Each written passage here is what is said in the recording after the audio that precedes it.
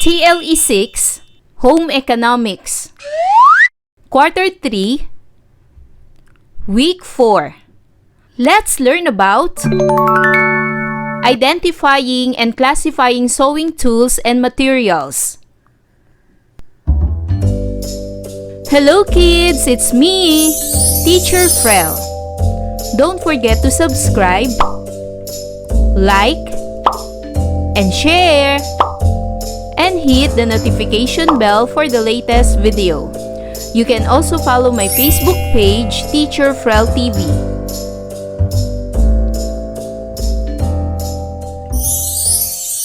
For today's lesson in TLE 6, we will discuss about identifying and classifying sewing tools and materials. This is Module 4 for Home Economics.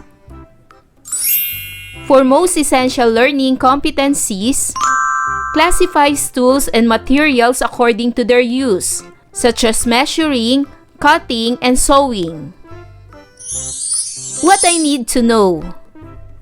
Sewing requires great skill. Having the right tools and materials to use enhances one's expertise.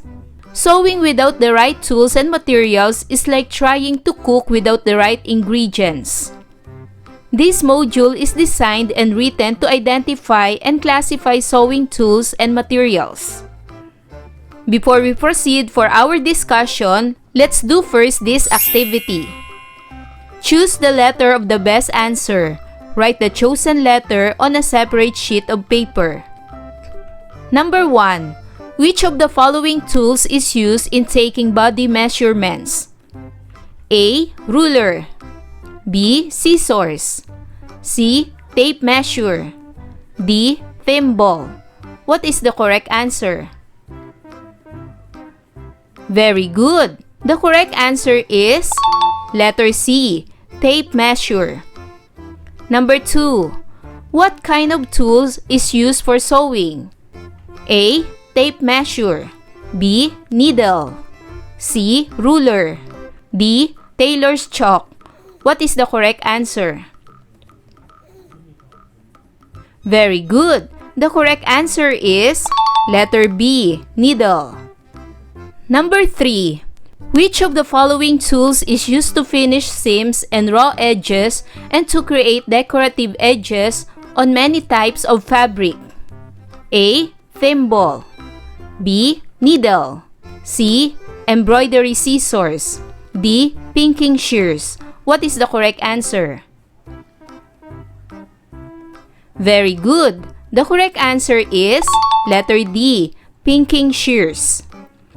Number 4. Which tool is meant to keep the fabric in place while cutting or sewing? A. Pins. B. Thread. C. Ruler. D. Thimble. What is the correct answer?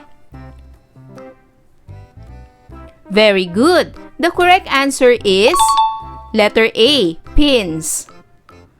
Number 5. Which sewing tool is a small hard-pitted cap worn for protection on the finger that pushes the needle in sewing? A. Scissors. B. Teeth. C. Ruler. D. Thimble. What is the correct answer? Very good. The correct answer is letter D. Thimble. Number 6. Which serves as a utility box and where sewing tools like pins, thread, thimble can be kept? A. Sewing box. B. Box of pins. C. Fabric box. D. Ruler. What is the correct answer? Very good. The correct answer is letter A. Sewing box. Number 7.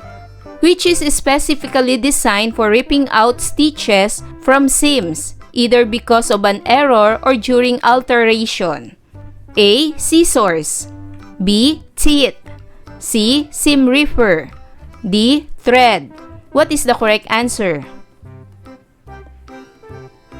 Very good. The correct answer is letter C. Seam ripper. Number 8. Which holds the straight pins and needles while working to prevent accidents? A. Seam ripper. D. Pin cushion. C. Sewing box. D. Box. What is the correct answer? Very good. The correct answer is letter B. Pin cushion. Number 9. Which is used for thrusting needles and pins and sharpens the needles and removes rust? A. Emery bag. B. Pin cushion. C. Sewing box. D. Box. What is the correct answer? Very good. The correct answer is letter A. Emery bag. And number 10. Which of the following is a useful tool for measuring and drawing straight seam lines and cutting lines? A. Ruler. B. Pins. C. Fabric. D. Pin cushion. What is the correct answer? Very good. The correct answer is letter A. Ruler. And now, let us proceed for our discussion. This is about identifying and classifying sewing tools and materials. Sewing materials and different tools are used in garment construction. The skillful use of the different sewing tools and materials will help take body measurement and drafting pattern with accuracy and speed. Success in sewing calls for the right tools at the right time. All tools must be used appropriately and must be kept properly. One must know how to use them to save time and produce the best result. A complete set of sewing tools and materials are presented to the learners for them to be familiar with and use them properly. And now for this activity, identify the pictures of sewing tools and materials below. Write your answer on a separate sheet of paper. Number 1. What kind of sewing tools or materials is this? Very good. These are needles. Number 2. What kind of sewing tool is this? Very good. This is a tape measure. Number 3. What kind of sewing tool is this? Very good. This is a ruler. Number 4. What kind of sewing tool is this? Very good. This is a scissor. And number 5. What kind of sewing tool are this? Very good. These are thimbles. For the next activity, have you tried sewing your clothes? What were some of the tools and materials you use? List down these tools and materials under the following classification: measuring, cutting, or sewing. Write your answer on a separate sheet of paper. The sewing tools I use for measuring are tape measure, ruler, yardstick, and sewing gauge. The sewing tools I use for cutting are finking shears, trimming scissors, and embroidery scissors. And the sewing tools I use for sewing are hand needles, pins, thimbles, pin cushion, and threads. What is it? Sewing tools and materials are instruments that aid in accomplishing a sewing task. It can be manipulated by hands. Tools and materials can be classified as measuring, cutting, and sewing. Measuring tools. Sewing measuring tools are essential for pattern alteration and body measurements. To ensure a good garment fit, measurements should be taken accurately. There are some measuring tools that should be part of every sewing box. Here are some measuring tools. The first one is the tape measure. A good, Flexible tape measure of at least 60 inches or 150 centimeters on the other sides is needed to take body measurements throughout the garment construction process.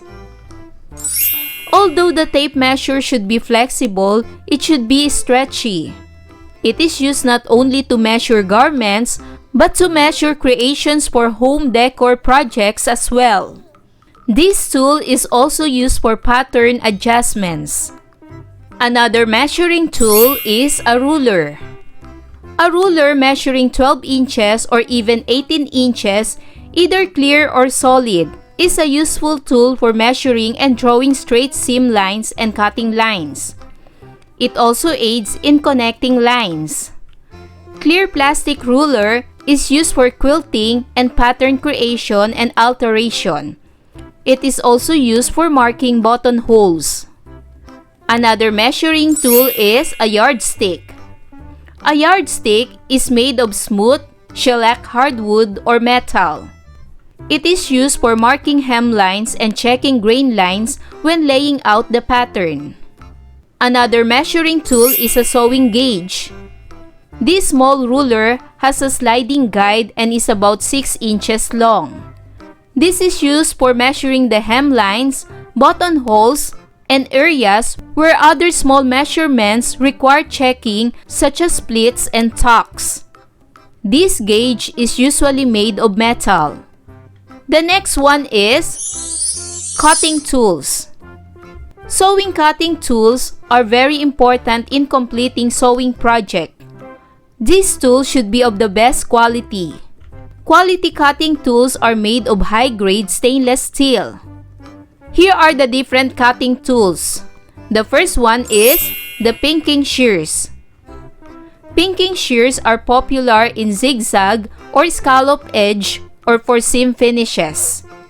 These are used to finish seams and raw edges and to create decorative edges on many types of fabric.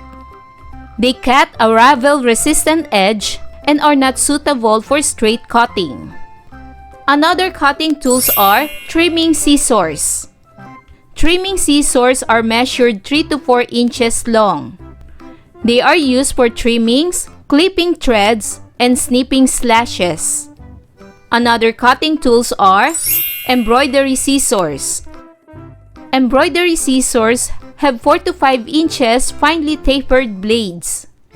Both points are sharp and are used in working with fine details and delicate fabrics and embroidery work. And the last one is sewing tools and materials. Sewing tools and materials are essential in accomplishing a garment project. The following are the common tools and materials used for sewing. Here are the tools and materials used for sewing. The first one are hand needles. Hand needles are used in making temporary stitches and buttonholes. Sizes of 7 to 10 are for general hand sewing. Next are pins. Pins are meant to keep the fabric in place while cutting or sewing.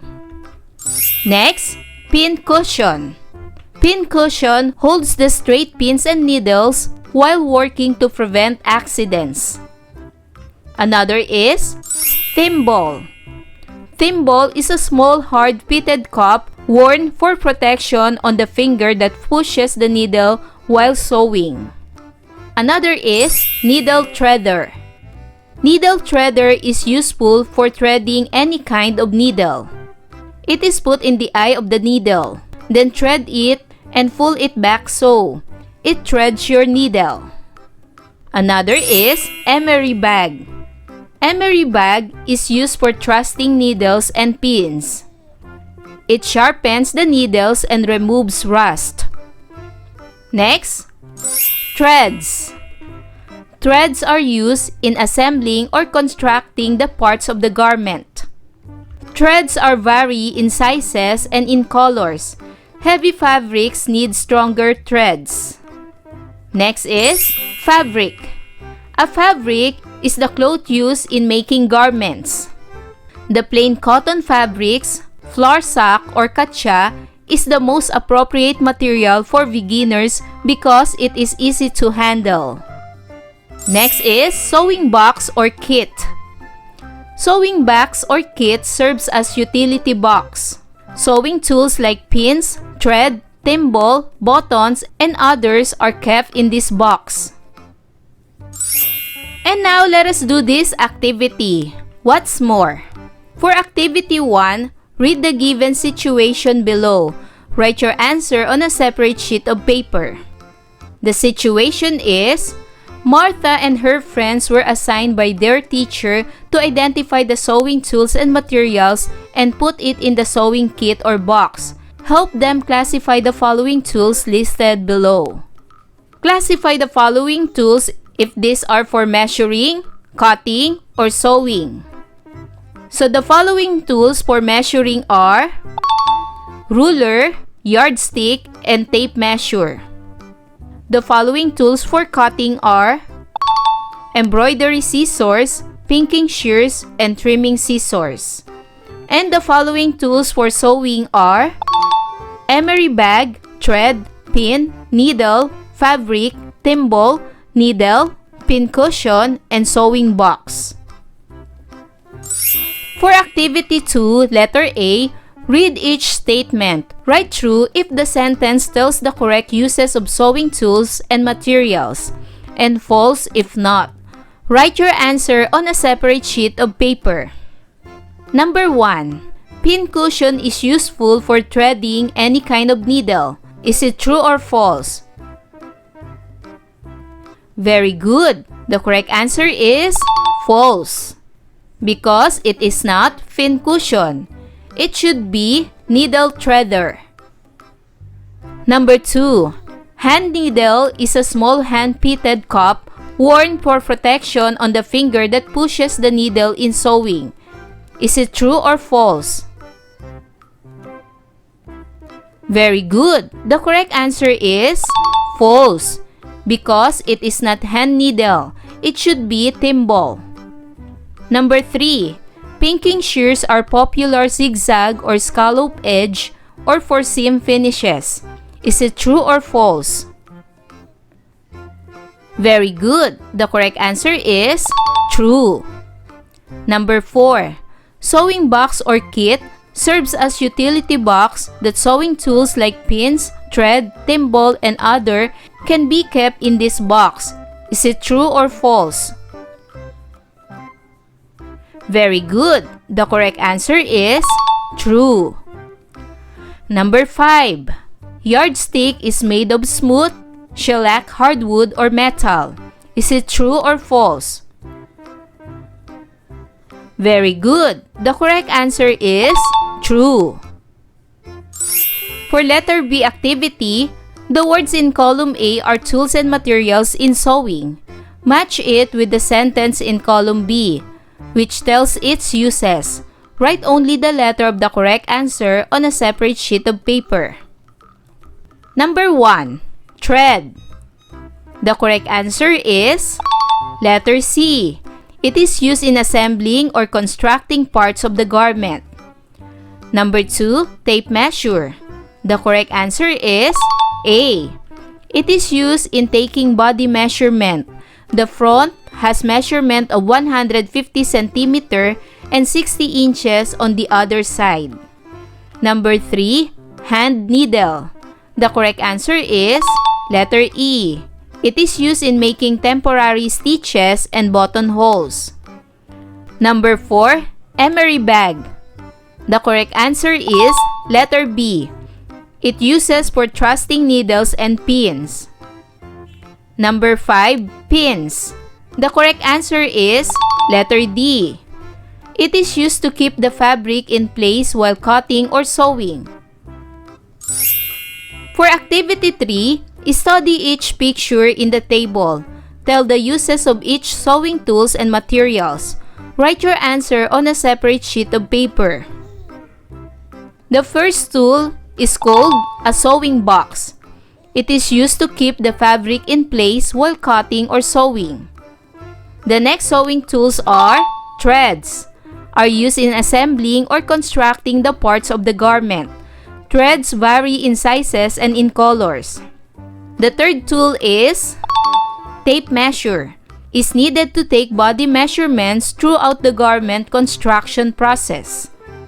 The next sewing tool is embroidery scissors. Is used in working with fine details in delicate fabrics and embroidery work. And the last sewing tool is pin cushion. Holds the straight pins and needles while working to prevent accidents. For this activity, complete the thought of the sentence below. Sewing tools and materials can be classified as measuring, cutting, and sewing.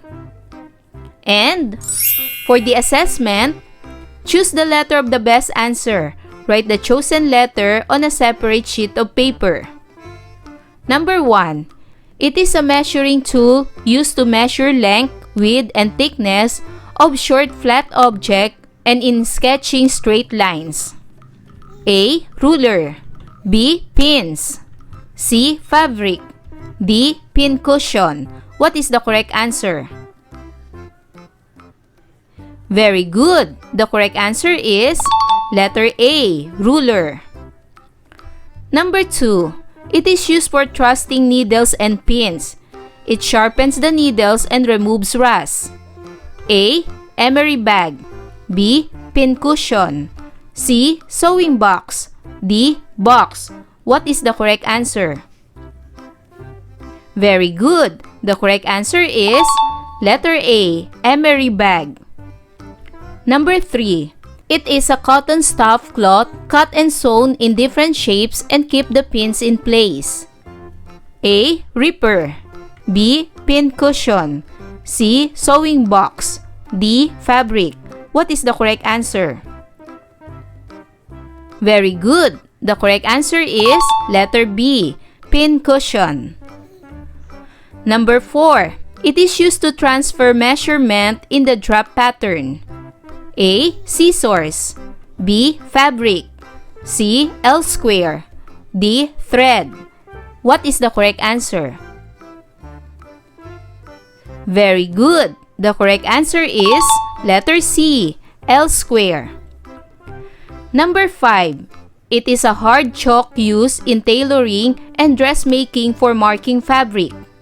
A. Tailor's chalk. B. Pins. C. Fabric. D. Ruler. What is the correct answer? Very good. The correct answer is letter A. Tailor's chalk. Number 6. The sewing tool that goes on your middle fingertip to protect while you push your needle. A. Scissors. B. Teeth. C. Ruler. D. Thimble. What is the correct answer? Very good. The correct answer is letter D. Thimble. Number 7. It keeps the fabric in place while cutting or sewing. A. Pin. B. Thread. C. Ruler. D. Thimble. What is the correct answer? Very good. The correct answer is letter A. Pin. Number 8. They are used to cut the fabric and thread. A. Thimble. B. Needle. C. Tape measure. D. Scissors. What is the correct answer? Very good. The correct answer is letter D. Scissors. Number 9. A tool which is used for sewing. A. Tape measure. B. Needle. C. Ruler. D. Tailor's chalk. What is the correct answer? Very good. The correct answer is letter B. Needle. And number 10. It is used to take measurement mostly on curvy lines. A. Ruler. B. Scissors. C. Tape measure. D. Thimble. What is the correct answer? Very good. The correct answer is letter C. Tape measure. And for the last activity, study the following tools and materials. Complete the graphic organizer by classifying them according to their uses. Write your answer on a separate sheet of paper. Classify the tools and materials for sewing if they are for measuring, for cutting, or for sewing.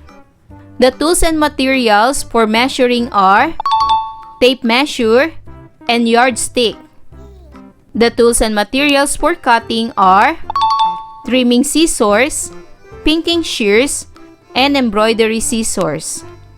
And the tools and materials for sewing are fabric, thimble, needle, emery bag, pins, thread, and pin cushion, and sewing box.